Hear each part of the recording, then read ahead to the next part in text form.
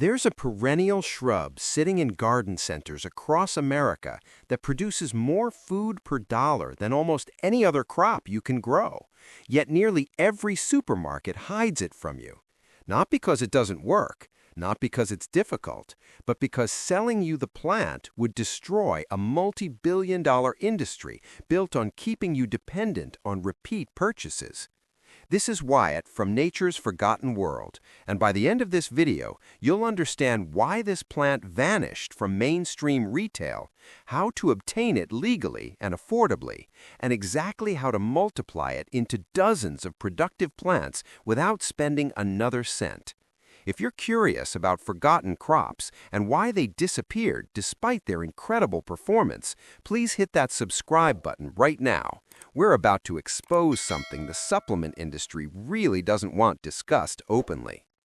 The plant we're discussing today is known by several names. Common vocabulary includes Goji Berry and Wolfberry. The scientific classification is Lycium barbarum. This is a woody perennial that develops small, vivid crimson berries along thorny branches throughout growing seasons. What makes this plant remarkable?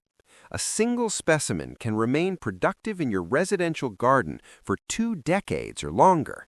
The plant produces abundant harvests annually without requiring replacement or replanting. Once established, this shrub essentially maintains itself while delivering consistent yields year after year. The wellness supplement sector aggressively markets this plant as a miraculous superfood, but experienced cultivators understand the reality differently. This is fundamentally a reliable fruiting shrub. It displays exceptional drought resistance. It withstands freezing winter conditions. It produces berry quantities that exceed what most gardeners expect from a single plant. The critical question nobody addresses: if this shrub proves so productive and so manageable, why doesn't your neighborhood garden center stock it alongside conventional berry options? Why have most gardeners never encountered it available as a living plant ready for purchase? The answer reveals how the entire horticultural retail business actually operates. Understanding this answer explains more about commercial gardening than any other single business practice. Folklore surrounding this plant extends back centuries. Ancient stories from remote highland communities describe monks and farmers consuming these berries throughout their entire lifespans, with documented lifespans exceeding 100 years. Certain narrative versions claim these berries hold the key to indefinite youth and vitality. Other variations attribute curing properties to the fruit. Proponents claim benefits ranging from improved visual acuity to decreased joint inflammation and various other health improvements. What's actually occurring in these historical accounts? Isolated communities with restricted food availability relied exclusively on locally cultivated plants. Dietary variety came from preserved foods stored through winter months. This particular berry dried remarkably well. Storage remained excellent across multiple seasons without spoilage. The fruit delivered consistent vitamin and antioxidant sources year-round. The nutritional advantage wasn't about one extraordinary ingredient. Instead, these populations maintained comprehensive diets of complete unprocessed foods without manufactured alternatives. The berry represented merely one dependable nutritional component within a broader dietary pattern. Most so-called immortality foods follow this identical pattern. They're not supernatural. They're simply unprocessed foods that populations consumed consistently because local climate conditions supported cultivation and preservation methods kept them shelf-stable. The nutritional advantages originated from continuous access to genuine nutrition. The benefit came from dietary consistency, not from one miraculous ingredient performing biochemical impossibilities. The gap between stories and market reality. If this shrub genuinely thrives so effectively and carries such substantial traditional significance, why can't consumers purchase fresh specimens? Why does retail inventory exclusively showcase dehydrated versions, sealed in plastic packaging with medical claims on exterior labels? Fresh specimens present logistics problems. The berries remain delicate, bruising happens easily, spoilage occurs within 3 or 4 days of harvest, extended transportation proves problematic. When ripened properly, fresh fruit requires consumption or processing within 48 hours maximum. After this time frame, cellular breakdown commences. This incompatibility with national grocery supply chains makes fresh distribution practically impossible. Strawberry and blueberry varieties face comparable fragility challenges.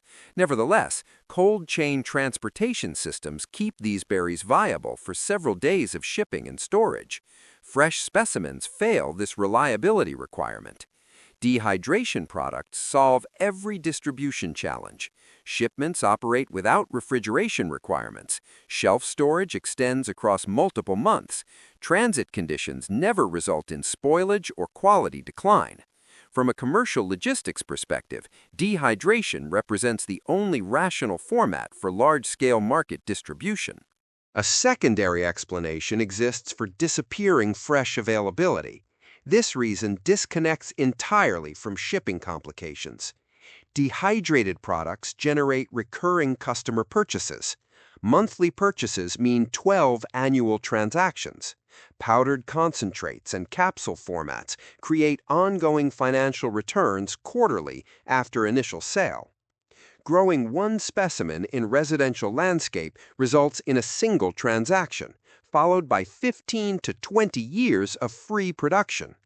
Garden centers follow identical economic principles. They prioritize inventory customers buy annually. Annual varieties like petunias and marigolds generate seasonal purchasing cycles. Vegetable seedlings, including tomato and pepper plants, drive spring shopping patterns. Herbs like basil, which don't survive winter, require annual replacement. These crops maintain predictable purchasing repetition. Customers return every spring and repurchase. Perennial fruiting shrubs that survive decades while increasing productivity annually contradict this model. The merchandise becomes a one-time transaction. The plant demands educational explanation. Customers require staff discussion to understand advantages. Garden centers avoid products requiring explanation investments for single purchase items. The cultivation reality is completely irrelevant. The plant operates perfectly. The business structure simply doesn't encourage retail investment. This specimen adapts across the vast majority of United States territory. Northern states experiencing severe winter freezing support thriving plants. Southern regions with intense summer heat and high atmospheric moisture support equal success. Hardiness classification spans zones extending from 4B northward through 9B southward. This represents significantly broader climate compatibility than most commercial fruiting crops currently marketed. Essential growth requirements, what this plant actually needs. Sunlight demand. Direct sunshine reaches minimum 6 hours daily. Extended exposure produces superior results. Production capacity declines substantially when light falls below 6-hour minimum. Partial shade conditions create noticeably diminished harvests. Soil drainage. This plant exhibits better soil tolerance than most fruiting shrubs. However, standing water creates non-negotiable problems. Persistent wet soil triggers root decay and eventual plant failure. Sandy compositions work excellently. Loamy varieties support healthy development. Even rocky, mineral-rich soil functions properly, provided water percolates through without accumulation. Water management characteristics. Established plants demonstrate exceptional drought tolerance. Initial growing seasons require consistent moisture. After the first productive year, established specimens manage extended dry periods independently. Overwatering creates greater problems than insufficient watering. Most gardeners inadvertently harm plants through excessive irrigation designed for moisture-dependent vegetables like tomato varieties. This shrub demands significantly reduced water volume. It's not a fragile tropical specimen requiring perfect environmental conditions. This plant demonstrates greater resilience than raspberries. It exceeds blueberry durability. It tolerates temperature fluctuations. It withstands neglect gracefully while maintaining consistent productivity without requiring intensive horticultural management. The supplement industry discourages public discussion regarding these financial facts. Currently, dried berries command retail prices between $15 and $30 per pound. Marketing variations cost more. Himalayan or Tibetan branded versions command premium pricing. Individual specimens cost between $20 and $40 depending on size and vendor. This represents a single investment. Production commences in year 2. By years 3 and 4, one mature specimen yields multiple pounds of fruit each season. Yields vary based on soil composition, regional climate, and pruning methodology. Even conservative production estimates demonstrate financial advantage by the conclusion of year 2. Each subsequent year produces surplus quantities. You're harvesting pounds of fruit that would cost $20 to $30 per pound commercially. Your only continued expense is occasional irrigation and perhaps annual compost application. The retail resistance explanation.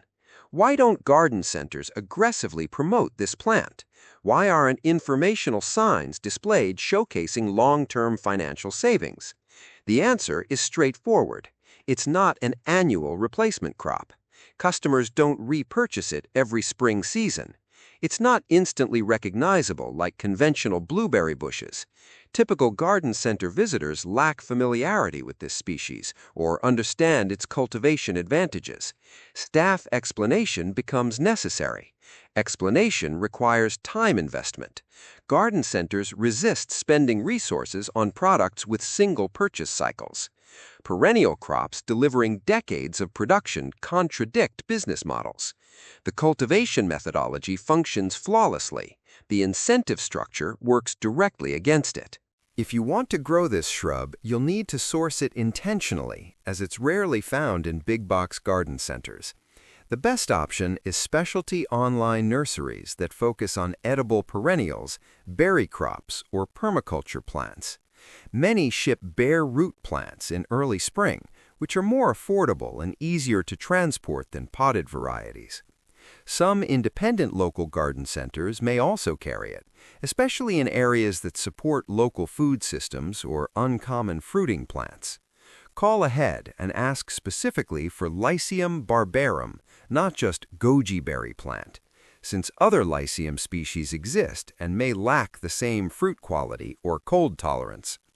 Before purchasing, check for healthy green stems, clean foliage, and no signs of pests or disease, and research the seller to ensure reliability. Once you have one healthy plant, buying more becomes unnecessary. This shrub propagates easily through softwood cuttings, the same technique used by commercial nurseries. Softwood refers to new green flexible growth rather than older woody stems. The ideal time for cuttings is late spring through early summer.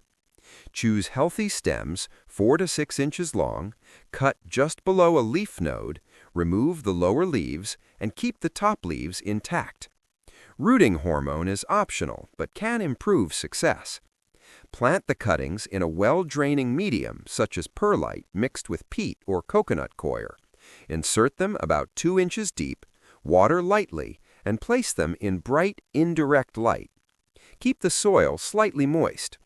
Roots typically form within 3 to 6 weeks, after which the plants can be potted individually and gradually hardened off outdoors. The financial advantage is significant.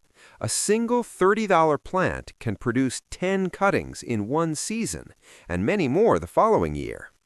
Nurseries aren't selling rare genetics, they're selling the time and space required to grow plants to market size. Learning propagation removes that cost entirely. The berries can be enjoyed fresh or preserved. Fresh berries are mildly sweet and tart and can be eaten raw, frozen, blended, or cooked into jams. Dehydrated berries are chewy and sweet, store for months, and can be used like raisins or steeped as tea. There's no need for extracts or supplements. Whole fruit provides fiber and nutrients without added processing.